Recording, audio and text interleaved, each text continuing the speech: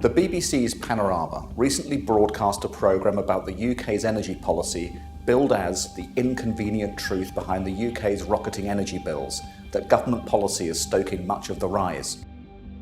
Panorama was right to highlight this issue and the worries that householders and businesses have about rising energy costs. Energy prices have risen rapidly in recent years, but not because of government policy to develop renewable sources of power generation. We are in a slow-motion energy crisis. Many of our older power stations will be taken out of service by 2015. And to keep the lights on, we need to build new capacity. But what kind of energy? We have two options: to use gas alone, or develop a mix of gas with wind power and other renewable sources. Both options cost money. The Panorama programme implied that a 20% increase was being slapped onto energy bills to pay for the investment in renewable generation.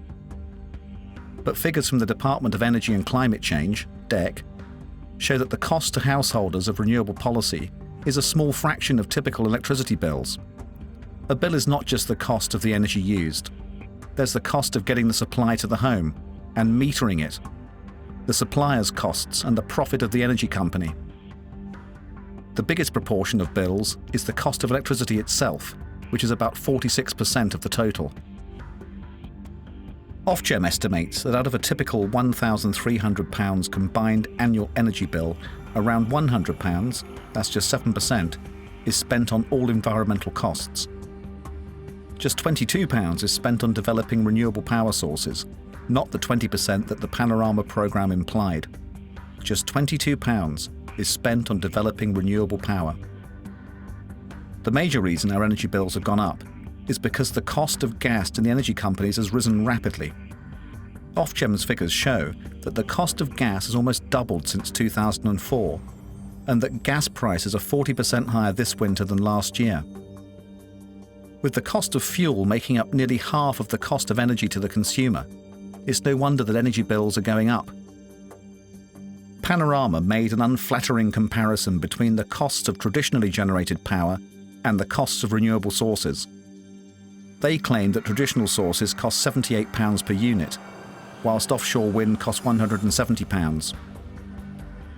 The comparison across traditional and renewable energy sources is not as clear-cut as Panorama decided to portray it, however. True, DEC does say that electricity generated by burning gas costs £78 per unit, but that could rise to over £100 when carbon capture technology is introduced, indicating the true cost.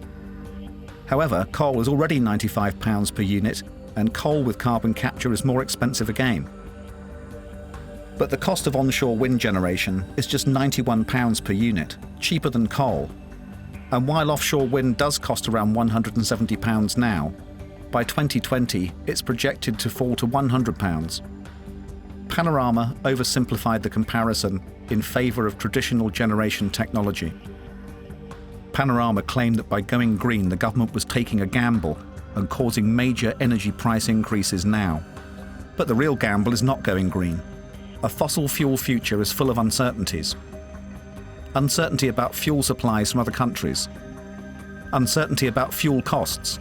This year the Japanese tsunami has increased demand for gas on world markets.